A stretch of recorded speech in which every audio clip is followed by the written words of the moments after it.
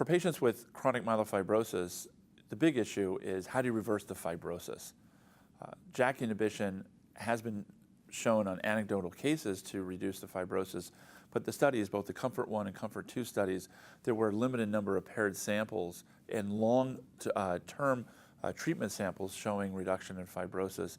And it was hard to associate the reduction in fibrosis in those isolated cases with response outcomes. So that's clearly an unmet need is, can you reverse the fibrosis with oral therapy or therapy in general, different from transplantation? We know that stem cell transplantation is able to reduce and reverse the fibrosis. And can you achieve that same reduction with other targeted therapies? And so right now, I would say that that's the number one unmet need in terms of treatment for patients with chronic myelofibrosis.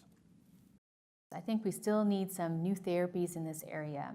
I think ruxolitinib has really helped in symptom management and spleen volume reduction. However, we're all hoping that new therapies and combination therapies will alter the natural history of myelofibrosis.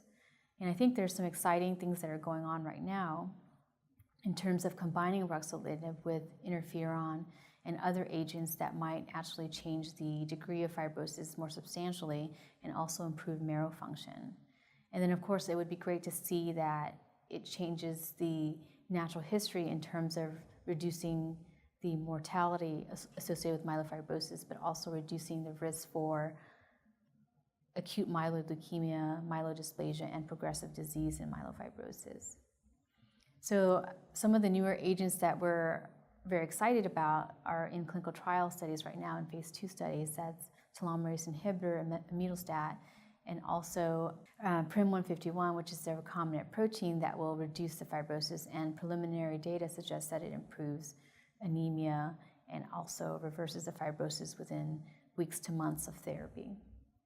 The other unmet need that we need to do better on is basically allogeneic stem cell transplant. Right now, the outcome ranges from long-term survival of anywhere from 30 to 50%, depending on risk characteristics and also patient characteristics.